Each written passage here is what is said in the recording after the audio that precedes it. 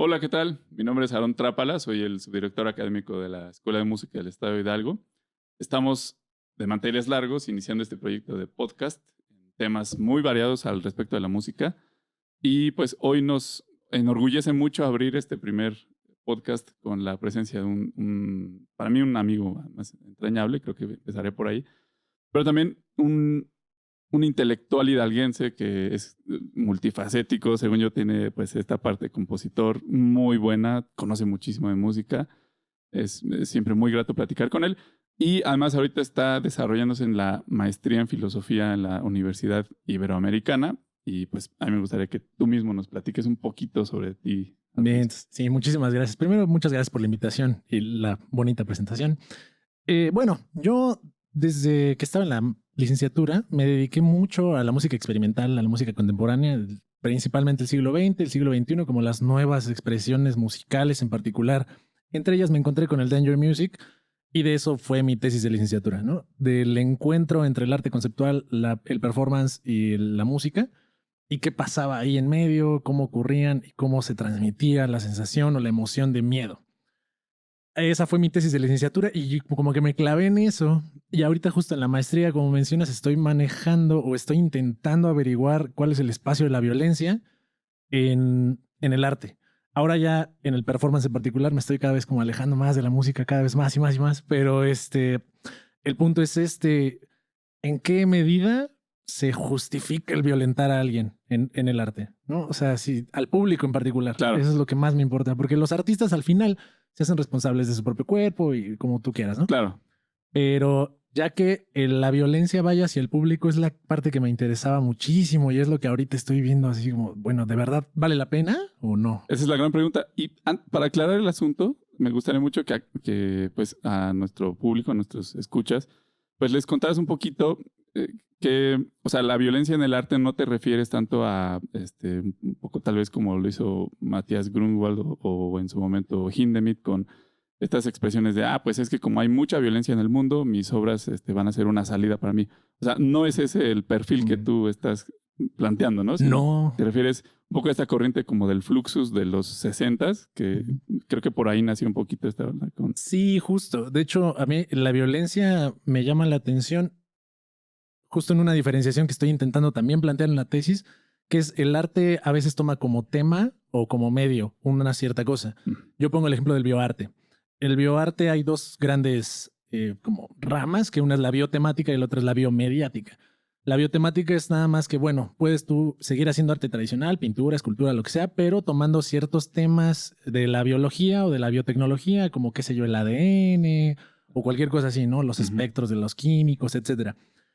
La parte biomediática es que literalmente tu medio está vivo. Entonces tú haces arte con, no sé, las crisálidas de las mariposas o con un conejito que hicieron brillar o peces así bioluminiscentes, con ese tipo de cosas, o con el humano mismo, otros animales.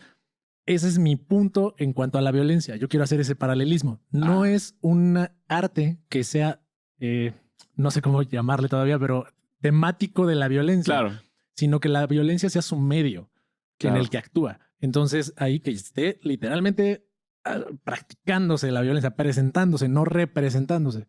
Exacto. Sí, o sea, no es un medio para manifestar una inconformidad, sino es, o sea, el arte en este sentido, sino es como por así decirlo, tal vez hasta un poco la concepción estética que quieres lograr o a través de violentar al público, si no mal entiendo. Y bueno, fíjate que leyendo un poquito sobre este tema, porque, bueno, supe que ibas a hablar de dije, sí. Voy a ponerme a leer porque está muy interesante. Ya hay tantas corrientes, tanto del arte como de la filosofía en sí misma, que pues es muy importante tener un poquito de contexto. Y me encontré justo con esto, si no estoy mal, creo que Higgins, me parece, el compositor, que planteó estas, creo que 43 piezas de música de la Danger Music, sí, tan famosa. Y creo que pertenece a esta corriente del Fluxus famoso. ¿Tú podrías platicarnos un poquito de qué se trata esta corriente? Sí, justo. De hecho, en mi tesis de licenciatura, todo un capítulo no fue del Fluxus y de cuáles eran sus raíces, porque Higgins estaba inserto ahí y cómo cómo surge. Todo viene de algún lado. Ujú. Y entonces el Danger Music, ¿de dónde venía? Y venía mucho de las discusiones del performance anterior, de los happenings que estaban pasando justo en los Fluxus, ¿no? Para empezar, entonces Fluxus no es ni una escuela ni una corriente, eran como casi que un grupo de amigos que Sí. estaban ahí intentando hacer arte y principalmente intentando borrar la línea entre arte y vida. Eso es como una de las grandes directrices. De hecho, ellos tienen un decálogo y esta es de las primeras, ¿no? Que la vida puede ser arte, el arte puede ser vida y todo eso. Entonces, que una tacita de té puede ser arte, que un beso en la lluvia, que ver un charco, todo eso entonces puede ser arte. Bajo como esa premisa, es donde ellos empiezan a hacer las exploraciones, bueno, ¿hasta dónde podemos llevarlo? Y surgen mucho de uno que deben de conocer muchos por acá, de John Cage, fue un gran maestro para muchos de los Fluxus, junto con Merce Cunningham. Ujú. Entonces, el coreógrafo, que también trabajó mucho con Cage, ellos fueron grandes maestros en una universidad que se llamaba Black Mountain College. Ahí todos fueron de verano, se conocieron algunos, de los Fluxus, bueno, Alan Capro, Dick Higgins, Yoko Ono, Nam June Paik, varios de ellos se conocen acá y entonces empiezan a seguir las exploraciones de John Cage y de Merce Cunningham con las improvisaciones y los happenings que empezaban a hacer Alan Capro ahí en la universidad, ¿no? En realidad el arte puede ser cualquier cosa y era tan simple como dejar hablando a alguien. De hecho, hay una pieza muy bonita de los Fluxus que es, creo que se llama Opus 49, y es nada más dejar hablar a alguien de algo que sepa, ¿no? Ujú. Entonces, como casi como una conferencia, pero puede ser en cualquier lugar, en un café. Eso es lo bonito. Sí. Y ya en estas exploraciones hicieron muchas locuras, ¿no? Los Fluxus, muchas cosas que a nosotros sí nos dices, no, ¿por qué, no? Sí. Se ponen a lavar así un cacho de calle con cepillos de dientes todos, etcétera. Higgins lo que intentó hacer más bien fue explorar sentimientos que no habían estado representados en el arte, como el miedo, o como así lo abyecto, lo obsceno. Y en ese sentido fue en el que ya surgió el Danger Music, ¿no? Como una acción que ya pensando, y esto es importantísimo, ya pensando en que todo puede ser arte, ¿no? Que la vida es arte. Entonces, esas situaciones de miedo son artísticas. Claro. Ya llegando a ese punto, pues ya él se soltó, ¿no? Ya dijo, Sí. ok, entonces el chiste del Danger Music es poner en peligro ya sea al compositor, al intérprete o al público. Y entonces ya sus pies van en ese sentido. Claro. Y bueno, qué importante es conocerlo, porque ayer, por ejemplo, mi primer acercamiento, digamos, más formal, porque había tenido un poquito de contexto anteriormente, pero fue a la pieza número 17, Claro. ¿no? La famosísima y sí, aunque más o menos me esperaba que iba a pasar, desde el nombre, ¿no? Danger Music, hay algo de peligro. Claro. Pero sí, o sea, imagínate a las 12 de la noche, audífonos y... Sí, claro. De hecho, yo se los pongo a mis alumnos cuando hago conferencias de música experimental. Así, ese se me hace como un gran ejemplo, así Sí, como sí, ya muy, muy chocante. Entonces se los pongo a los alumnos y sí, escuchan 5 minutos de gritos o 12 minutos de gritos. Y pues todos empiezan así a sentirse incómodos y así como de, "Ay, ¿y esto ya qué hora se acaba?" Y también, en otro sentido, yo les digo, bueno, y esto lo están viendo en un video. Imagínense estar en un salón chiquito, Claro. así, que alguien te esté gritando, de verdad, Sí. así en el oído. Sería otra sensación por completo. Sí, ¿no? Y para entender eso, bueno, por ejemplo, igual vi la número 4, donde pues jala un cajoncito, baja una guitarra de ahí del techo, y todo el tiempo está uno a la expectativa de qué va a hacer, qué va a pasar, ¿no? Y saca un martillo. Pues yo lo primero que pensé es la va a romper, ¿no? Y no, estaba explorando los sonidos, ahí pegándole en algunas zonas de la guitarra. Y ya buscando un poquito más pues sí, el contexto de la obra, pues resulta que, o sea, no se especifica exactamente qué es lo que iba a hacer en esa pieza número 4, sino pues hay mucha libertad de ir improvisando, por decirlo de alguna forma, pero como que sin el temor de tener también una línea improvisatoria, ¿no? Como, digo, no porque esté mal, sino es simplemente otra línea distinta, pero en el jazz, por ejemplo, ¿no? O sea, si te sales de la tonalidad, se nota, si pierdes el tempo, se nota. Y aquí no, o sea, improvisa, o sea, ve lo que hay en tu contexto. Y justo un crítico que leía hace algún tiempo decía que justo ahí estaba un poquito como el valor de ese tipo de obras, ¿no? Que te dan el espacio como para que tú seas tú y para que puedas proponer algo y que sea arte además y que tengas un público y que pues eso además funcione. Sí, y es que a mí lo que me parece importantísimo es el acercamiento con el arte conceptual, porque eso es algo que en la música se ve mucho. O sea, ¿dónde está la música? ¿No? Sí, La música está en la cabeza del compositor, o la música es esa idea abierta que se tiene de esa música, o es la partitura, o es la música solo existe en cuanto se toca. No, a mí esa es una pregunta que literalmente me atormenta. O sea, ¿dónde está la música? Y acá lo que sucede es ese acercamiento con el arte conceptual. En realidad, estos no tienen partituras, son unas tarjetitas que escribió, ¿no? O a mano o a máquina. Y entonces la número 17 nada más dice scream, scream, scream, scream, scream, scream.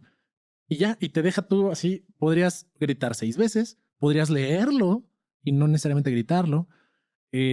Como ha hecho ya ni me acuerdo de su nombre, pero hay un artista investigador australiano que se dedica al danger music. sí. Y se echó. ¿No es Jeffrey? Ándale, Jeffrey. Sí, Sí, se aventó 16 minutos de gritos, ¿no? Hasta que se sí, quedó afónico. sí. Entonces, hay mucho espacio, pero es justo el acercamiento. El arte no es tan necesariamente en la forma final que va a tener, ¿no? Sino Exacto. en el concepto en el que está. Exactamente. Sí, de hecho, hasta una partitura tonal, pues es una aproximación, ¿no? Ujú. ¿Cuántas veces los maestros nos dijeron, o sea, sí, ahí dice que así, pero pues juega un poquito con el tempo, súbele, bájale, ¿no? Ujú. Y bueno, ahí entramos en otro tema que es el de los famosos puristas, ¿no? De no, con cuerdas de tripa de gato, Claro. en, Sí. en otra afinación y no hay dinámicas, el barroco era así, no sé qué. Ajá, o Bach no se toca en piano porque Exacto, o sea, tiene que ser y clavecín. menos el pedal, ¿no? Ese es un pecado. Exacto. Pero bueno, al final, pues, de cierta forma te apropias de la música cuando la tocas y lo interesante es que hay un gran campo de discusión ahí, ¿no? Porque lo que para ti es una forma de arte, a lo mejor para otra persona no lo es. Pero justo lo que hablábamos hace un momento, el desconocimiento nos lleva a hacer a veces juicios un poquito escasos pues no sé si decir de valor, pero sí tal vez pobres, ¿no? Porque Sí. nos adelantamos a decir, "No, ¿qué pasa, no? Por ejemplo, hace poquito vi un video de los Beatles, en donde, no es cierto, no eran los Beatles, solo era John Lennon, pero estaba Yoko Ono ahí también, ¿no? Entonces, le pasan el micrófono y cualquiera puede decir, ¡qué horror! ¿No? Sí. ¿Por qué hicieron eso? Ujú. Pero bueno, ya que empiezas a investigar un poco y lees y dices, bueno, o sea, no es necesario que gane un Grammy, ¿no? Pero hay algo que está sustentando un poquito ese permiso que le dieron, ¿no? Porque uno inmediatamente se preguntaría, bueno, a ver, John Lennon, un chorro de discos, un montón de éxito, ¿por qué le daría permiso de eso? Digo permiso, que no se malentienda, lo digo en el sentido de que, pues, Casi sabemos que, logístico, ¿no? claro, o sea, sabemos que hay de tiempo de televisión, tiempo de no sé qué, entonces, como por qué tendría esa apertura. Pero hay un contexto atrás, ¿no? Y uno no lo entiende. Y ahorita que me lo comentaste de que Yoko Ono estaba como en esa corriente del Fluxus, pues sí, seguramente había algo ahí, Sí, no. Y de hecho, yo cuando doy clases de historia del arte y llego a ese punto de los fluxus, yo a todos mis alumnos les digo, es que, a ver, o sea, John Lennon sí, yo no le quito que sea un gran Sí. artista, que haya sido un gran músico, gran compositor, que hizo, o sea, avanzar a la música y a la música pop en particular, Ujú. que no es nada fácil, ¿no? O sea, eso Sí, tiene todo el mérito del mundo. Pero a mí lo que sí pues no que me moleste, pero sí digo, no, a ver, aguas con dejar a Yoko Ono de lado, ¿eh? claro, Porque, no, o sea, Yoko Ono, antes de John Lennon, ya era Yoko Ono, claro. ya era una gran artista, de hecho, de los Fluxus, y tiene muy buenas piezas performáticas, no necesariamente musicales, no necesariamente que cante o que grite, Claro, ¿no? claro. Pero Codpiece es una pieza sotototota de performance, donde ella sí se pone en un escenario y pone unas tijeras y deja que el público le vaya cortando la ropa, ¿no? Entonces, ese tipo de acciones en 1964, así en medio de los derechos civiles, de los afroamericanos y de la comunidad LGBTI, toda esta cosa era importantísima, Yoko Ono. O sea, estaba teniendo una voz propia en Nueva York. Claro, sí, y justo eso, o sea, caemos en un punto en el que la cultura pop o la cultura tal vez del consumo masivo, como decía un poquito Adorno, Ujú. pues se come a todo lo demás, ¿no? Y eso pues lo vemos no solo en el arte, en muchas otras cosas, pero sí nos ciega un poquito, ¿no? Por ejemplo, yo hago mucho la analogía con la comida y a veces, pues sí es chistoso, pero dices, a ver, si comes, no sé, chicharrones con cueritos una vez, pues, tan ricos, tan buenos. Le echas limoncito, la salsita y te das un gustito. Pero si lo haces diario y te lo comes de desayuno, de comida, de cena, pues se te van a tapar las arterias en algún momento, Sí. ¿no? Vas a tener algún problema ahí de salud, algo va a pasar. Y con el arte de consumo masivo pasa un poquito así. El problema es que no es un daño físico inmediato que notes, ¿no? Más bien es, sí puedo decirlo así, me voy a tomar el permiso de decirlo, pero un daño tal vez emocional, ¿no? Y que no solo repercute en ti, sino en tu contexto social, ¿no? Porque, digo, sin querer hacer algún juicio de contextos, pero, o sea, no sé si te ha pasado que de repente estás en un lugar donde escuchas la cumbia del afilador, ¿no? Y la ponen otra vez y 2, 3, y ya la estás tarareando. Y no, perdón, te la quedaste, pero estás consumiendo algo que no necesariamente te va a, pues a lo mejor aportar, ¿no? Algo significativo. Y justo leía, no me acuerdo en qué autor, que la música para que tenga pues como que un impacto significativo, no necesariamente tiene que ser esta que se disfruta sensorialmente o que te hace sentir bonito, como comúnmente lo decimos, sino también aquella que puedes seguir, que puedes, digamos, cerebralmente apreciar de otra forma, ¿no? Y lo decía, por ejemplo, Aaron Copland en su libro. A ver, si tú eres un melómano, te conviene saber qué es el ritmo, qué es la melodía, qué son las estructuras, porque vas a poder entender un poquito más las obras y las vas a conocer mejor y vas a ser capaz además de emitir un juicio, porque de repente igual nos vamos con esta falsa idea de que la música clásica es mejor que la música popular, ¿no? Y pues no, o sea, claro que es mejor para quién, pero, Claro. pero conocer, tener elementos de juicio, pues siempre es importante. Sí. Yo tengo 2 puntos particulares. Acabo de dar una conferencia sobre arte conceptual y ponía así el ejemplo de la música. Bueno, si era un medio o era un género, no sé qué. En la música yo lo veo como música conceptual, el 433 de John Cage, así, ¿no? Y es que eso no es necesariamente que suene, o sí, depende de tu interpretación.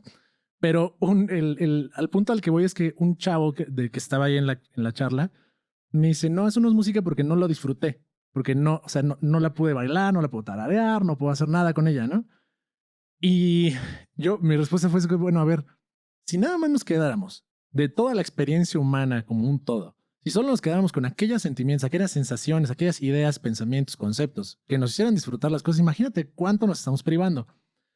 El arte tiene que funcionar así. O sea, el arte como expresión humana, como un medio de transmisión, como tú lo quieras definir, de todos modos es el humano y el humano completo. Entonces, si nada más tuviéramos música popular, música para bailar, si nada más tuviéramos música feliz, sí, o sea, imagínate qué cosa tan como escasa. Claro. ¿No? Y entonces, este otro tipo de artes, el arte violento del que estábamos hablando, el arte conceptual, 433, John Cage, Schoenberg, cosas que ya no necesariamente suenan bonito, pero están explorando otras cosas, otras que igual de humanas son Claro. que las que sí disfrutamos y bailamos, ¿no? Claro. Sí, sí. Y por el otro lado, también pensaba en esto de los juicios y de que hay que saber un poquito y todo esto. Y lo discutía. Ahorita estaba dando yo un curso de qué es el arte, ¿no? Uh-huh.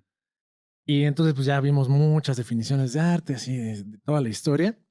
Y llegábamos a una conclusión de, pues, bueno, pues está difícil, ¿no? Para cada quien es una, Claro. y hay una cosa subjetiva y hay unas que sí son como más estáticas. Pero a mí lo que me parece problemático es hacer un juicio ontológico así a priori, así de, no, eso no es. Claro. No es. Así, eso no es música, o eso no es arte, o eso no es, y no me importa, y no me vas a cambiar de ahí. Es como de, Sí. Aunque sea bueno o malo, eso ya no me importa. Y eso ya no tiene nada que ver, ¿no? O sea, eso ya es de gusto completamente. Sí. Pero el hecho de ya dar el juicio, así de, no, es que en el ejemplo, digamos, contrario a lo de la música clásica, no, Bad Bunny no es música. ¿Por? O sea, sí. Sería igual de defendible que Beethoven. O sea, para mí. Claro. ¿No? O sea, igual de defendible. Que sea de mayor calidad o de menor calidad, ahí sí, quién sabe.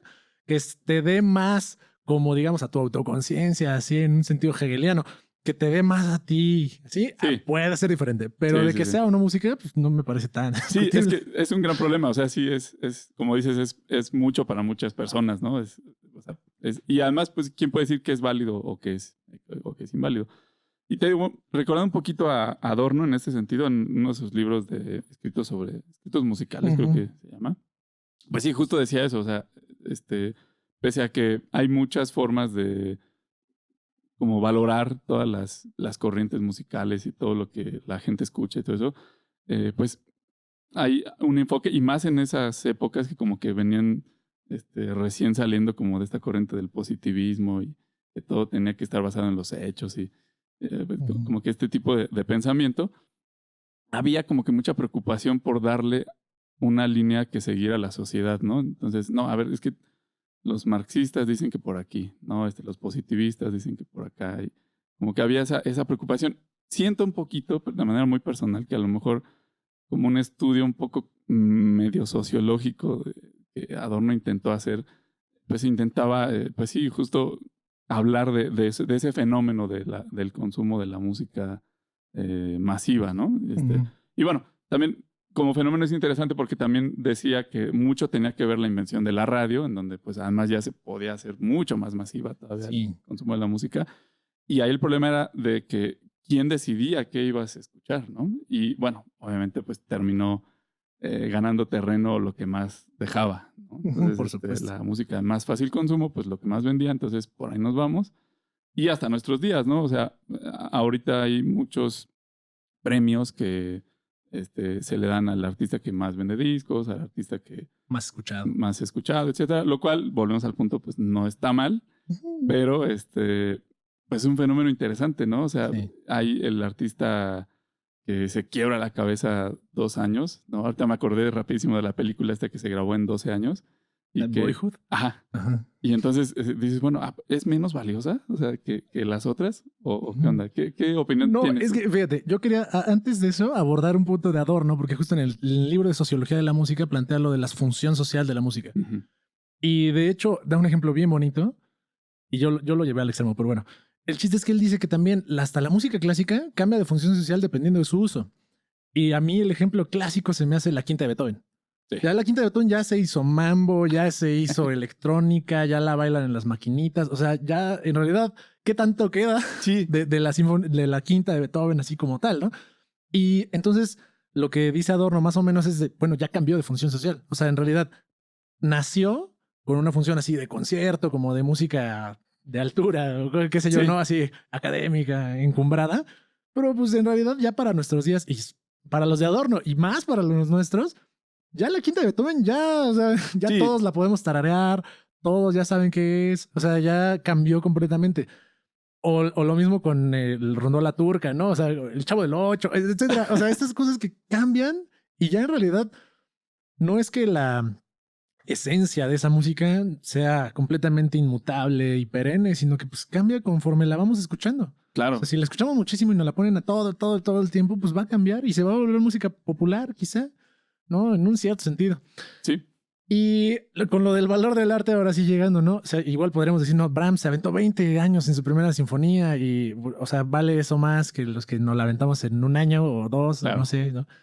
Y en lo que platicamos hace un rato, el sufrimiento también, qué tanto empeño le pones a una cosa. Yo no creo que nosotros estemos acá para dar juicios de valor. Ese es mi gran punto, ¿no? Al final, creo que el artista ni siquiera tiene que pensar en ello al momento de la creación. No tengo que pensar en crear una gran composición para que tenga gran valor y todos me vean y todos me digan que soy muy grande, ¿no? O sea, creo que al final el artista son siempre exploraciones personales que al final egocéntricas, que parece que tenemos que decir algo, ¿no? Sí. Siempre tenemos algo que decir, pero el valor creo que es una onda ya que tenemos muy clavada por, no sé, 150 años de capitalismo que llevamos cargando a nuestra espalda. Pues sí, o sea, tienes que ser productivo porque si no, tu vida no tiene significado. Pero sí, hace rato pensaba en eso. Dije, hace unos días un chico pasó, supongo que se durmió en la calle. Un chavo venía caminando y nos detuvo a mi esposa y a mí. Nos dijo, oigan, ¿saben dónde hay un baño? Y de pronto, sinceramente, te acerca una persona así, te da un poco de miedo, a veces, ¿no? Sí. Y no, le dije, bueno, por aquí cerquita no, pero seguramente en alguna de las empresas que hay por aquí, hay una fábrica por ahí cerquita de tu casa. Gracias. Y me dijo, a lo mejor, chance ten permiso de pasar al baño. Ah, pues muchas gracias, que tenga un buen día, ¿no? Y bueno, pasaron dos cosas. Dije, pues qué mal que hice un juicio, Prejuicio. ¿no? Un prejuicio Sí. y bueno, traté de combatirlo porque creo que me di cuenta a tiempo y traté de actuar cordialmente, ¿no? Pero después dije, no manches, o sea, hasta para ir al baño tienes que tener dinero, ¿no? O sea, no, Sí. o sea, si vas y te haces en un árbol, te va peor que a un perro, Claro. ¿no? No, sí, y fíjate, cuando estuve yo haciendo o sea, mi servicio social lo hice en el Centro de Ciencias de la Complejidad, en la UNAM. Había una maestra, bueno, una doctora en realidad, que estaba haciendo justo un estudio sobre la entropía en las personas en situación de calle. Y ella decía que siempre va creciendo su entropía y eso va alienándolos más. Y ella lo planteaba en términos lingüísticos, o sea, de que el no comunicarte con personas te hace que te puedas comunicar cada vez menos y cada vez menos y cada vez menos y vayas casi que perdiendo el lenguaje. Y entonces llega un punto en el que ya no eres parte del mundo, ¿no? O sea, ya no eres, ya no te puedes comunicar, o sea, el lenguaje es todo. Sí, sí, sí, Ya. sí. Sí, sí, claro, o sea, sales de esa parte. Y bueno, también, digo, mi ejemplo a lo mejor fue muy radical, porque también digo, bueno, o sea, se entiende por qué te puede ir peor que a un animal, ¿no? O sea, pues te vas a incomodar a la gente, no es socialmente correcto por miles de cosas que ya se han estudiado desde hace mucho tiempo. Pero igual caemos un poco en el lado contrario. Por ejemplo, alguna vez entrevistaron a Messiaen y me gustó muchísimo la entrevista porque le dicen, oiga, maestro, usted es sabidísimo que es un católico creyente, que no falta misa, más toca el órgano. Y acaba de componer su obra de San Francisco de Asís, ¿no? Y San Francisco era sumamente pobre, o sea, como que su línea fue esa, declararse en la pobreza y pues, desde ahí acercarse a Dios. Porque esta obra está, o sea, llenísima de instrumentos y de notas y es así grandísima, ¿no? Entonces Messiaen dijo, para mí, pues muy sabiamente, ¿no? Pues ¿quién les dijo que San Francisco era pobre? No era pobre, él era dueño del mundo, o sea, no necesitaba escrituras, pero podía disfrutar del campo, del aire, de las mariposas, ¿no? Y esa parte dije, wow, está padrísimo. Ayer venía caminando y vi el cerro que tanto me gusta, que está aquí en el centro, que ahorita olvidé el nombre, pero dije, está increíble que yo tenga el gran regalo de diario que vengo a mi trabajo, tener esa vista de ese cerro, y que a veces está con nubes y que a veces está el cielo así. Y no necesito la escritura, ¿no? Del cerro para ser feliz. Claro que aquí entra un poco lo que decías, ¿no? Bueno, si tuviera la escritura ya sería otro tipo de felicidad, ¿no? Sí. Ya podría decir, bueno, pues me dedico a sacarle tierra a lo mejor, viviendo en ese sentido, y ya me dedico a componer sin preocuparme por qué va a pasar de mi vida. Sí, de hecho, yo ahorita en ese término de riqueza y así, a mí lo más valioso que se me hace es el tiempo. Y justo uno de los capítulos de la tesis que estoy haciendo ahorita va en el sentido de la violencia, bueno, la topología de la violencia de Byung-Chul Han. Entonces lo he estado leyendo bastante y él tiene esta onda, ¿no? De la hiperpositividad y que estamos confundiendo la libertad con la explotación. O sea, entonces que nos sentimos libres, pero en realidad nada más nos estamos autoexplotando. Yo en ese sentido me llegó mucho y desde hace unos años lo que he estado buscando es trabajar para tener tiempo. O sea, para yo tener tiempo. Y fue lo que ahorita logré, ¿no? Ya entré a la maestría y bueno, tiene beca con ACID, porque qué bueno. Padrísimo. Entonces pude yo pedir permiso en la escuela para dejar de trabajar todas las mañanas y me puedo dedicar al 100 a la maestría, ¿no? Con la beca y esto. Entonces, para mí ese fue el mayor regalo que me pude hacer a mí mismo, porque ya tengo mis mañanas libres y puedo hacer lo que sea. Evidentemente voy también a trabajar porque no me gusta no hacer nada, Claro. pero ya va a ser por gusto, ya va a ser porque yo quiero. Y entonces el poder también, como estabas diciendo, ¿no? Disfrutar de un cerro, disfrutar de eso, es porque también tienes ese pequeño tiempo que puedes dar para decir, ok, hoy me voy a ir a comer, no sé, solito, unos pastes si tú quieres. Sí. Pero voy a disfrutar ese momento conmigo, o voy a disfrutarlo con mi pareja, o con mis amigos, o lo que sea, pero puedo dar ese tiempo. Y en cambio, en esta persecución de hacer valor económico particularmente, te quedas sin ese tiempo y entonces, ¿hacia dónde está yendo ese valor? O sea, sí, lo vas a tener, o si fueras dueño del cerro, poniendo el ejemplo, ¿no? Sí. Tendrías que planear la mina o tendrías que gestionarla y entonces te va a consumir y te vuelves esclavo de tu propia propiedad, ¿no? Bien raro. Sí, claro, ¿no? Esa gran capacidad de disfrutar lo que está a tu alrededor sin necesidad de ser dueño oficial de las cosas, ¿no? Porque también, aunque seas dueño, o sea, a veces, no sé, te compras un iPod, un iPad, algo así, y como bien dices, o sea, más que hacer que tu vida sea mejor, a veces hasta te esclavizas más, ¿no? Tiene mucho que ver con el hecho de esto de las endorfinas y de que si estás en una pantalla azul te produce mucho placer y mucha dependencia, pero también con la parte, y creo que actualmente es un gran problema, de el individualismo y el egoísmo incluso, ¿no? De que a veces peligrosamente nuestra vida está sujeta al número de likes que tienes en Facebook y a esa doble vida que puedes llevar, porque la mayoría de nosotros no salimos a la calle sin ir peinados, sin ir presentables, para no incomodar a la gente o para sentirte bien también tú mismo. Y entonces salir al Facebook, pues es todavía un reto más grande, ¿no? O sea, cuidas lo que publicas, casi siempre. No dudo que habrá gente que publique lo que quiera, lo cual pues igual está bien. Pero sí también está esa parte, ¿no? Que es esclavizante. Y justo fíjate, ayer tuvimos una actividad aquí en la M y el maestro Tomás Barreiro, a quien le mando un saludo muy, muy cordial, comentaba eso, o sea, lo bonito que es cuando se logra tener una interacción de personas que piensan distinto y que pues se aceptan, ¿no? En ese sentido. Y él decía eso, o sea, justo pues tratando de sacar un producto en medio de una gran corriente de individualismo que hay en estos días y que es muy notorio, ¿no? Sí. Hace poco igual platicando con un amigo decía, no, pues he notado que todos nos hemos vuelto más sensibles, ¿no? Por todo nos ofendemos de repente, o sea, sí es como que, no, o sea, ¿yo? ¿Qué me dijiste? ¿Por qué me hacen esto, no? Y creo que es un poquito eso, no sé. Sí. Yo tengo ahí dos cosas. Una, que esto de que nos ofendemos más, quizá, o yo algunas veces, otras no, pero estoy todavía confundido en eso. A veces lo veo como que nos podemos ya empezar a preocupar por cosas más pequeñas cada vez. Sí. Hace, qué sé yo, 10 siglos, lo que te preocupaba igual era que tu feudo no entrara en guerra, ¿no? Porque pues ibas a morir, básicamente.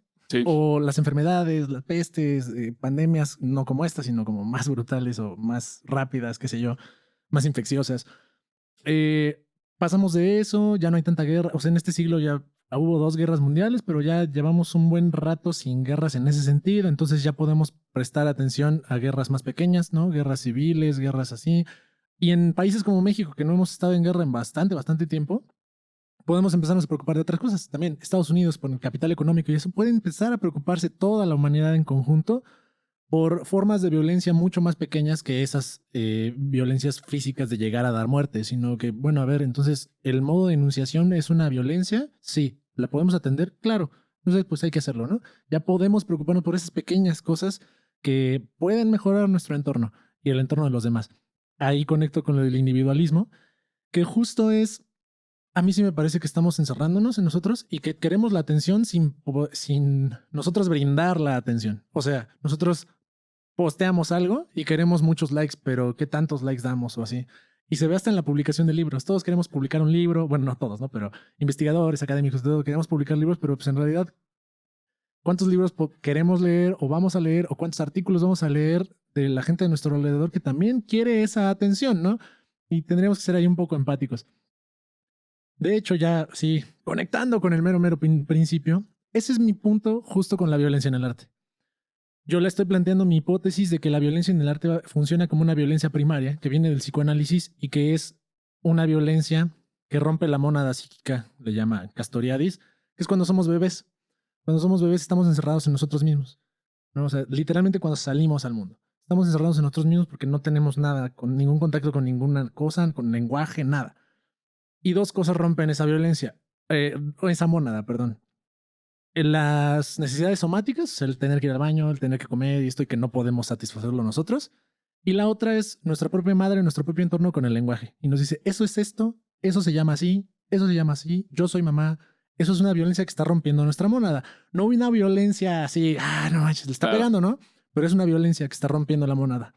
Ahora, ya llevándolo al arte, yo pienso que nosotros estamos empezando a encerrarnos cada vez más en ese individualismo. Estamos llegando otra vez hasta mónada psíquica, en donde estamos pensando solo en lo individual. El arte y la violencia en el arte para mí funciona de esa manera, como violencia primaria para romper y poder alcanzar al otro. Y quizá no Órale. alcanzarlo, pero ese es mi punto en el arte.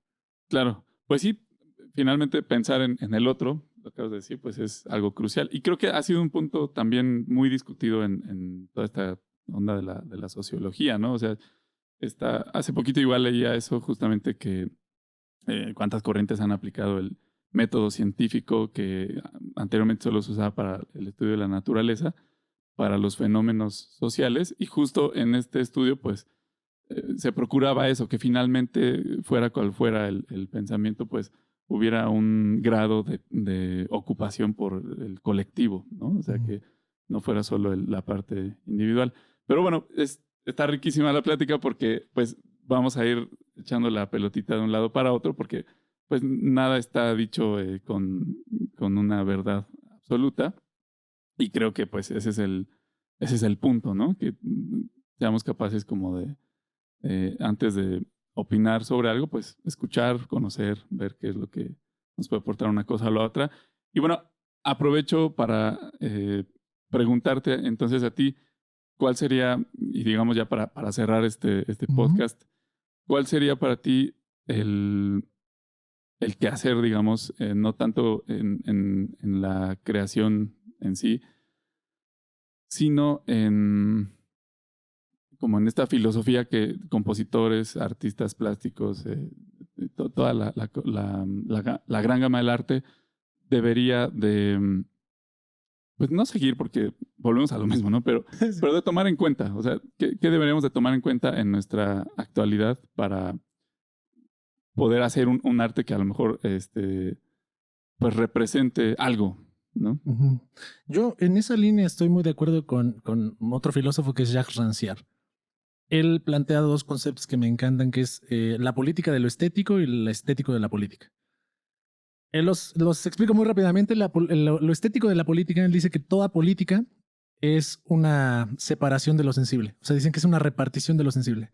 Entonces, que la política funciona como una policía, donde imagínate un choque o un asesinato y la policía dice aquí no hay nada que ver, ¿no? O sea, y es una repartición de lo sensible en ese sentido.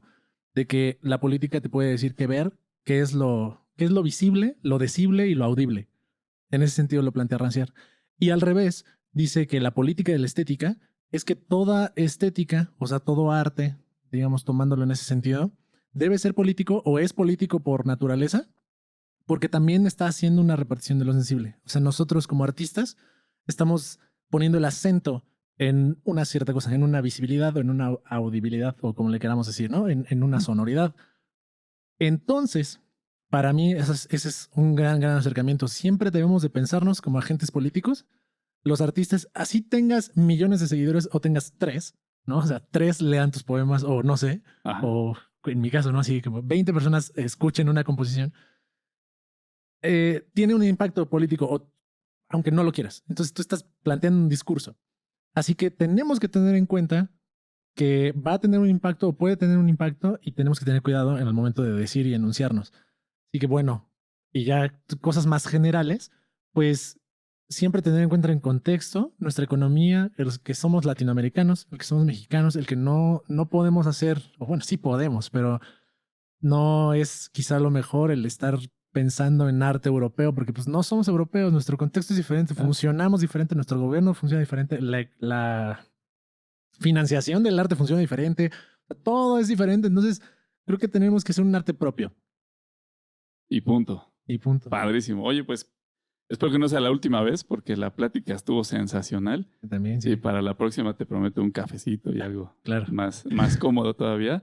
Y bueno, pues muchísimas gracias. De verdad espero que pueda ser continuo, que colabores con nosotros. Te agradezco porque anteriormente lo has hecho con conferencias, con talleres. Y bueno, ten por seguro que la escuela está abierta para ti cuando quieras lo que necesites. Vamos a colaborar contigo también. Y francamente te digo, sin pelos en la lengua, que para mí es un orgullo que haya artistas como tú, preocupados por pensar aquí en Hidalgo. Entonces, pues digo, te auguro lo mejor. Muchísimas gracias a todos los que pudieron ver esto y a ti por la invitación. No, hombre, Aquí al contrario, estaremos. gracias a ti. Y pues muchas gracias a Mau y a Oliver, que son los productores de este programa. Y pues los vemos en la próxima.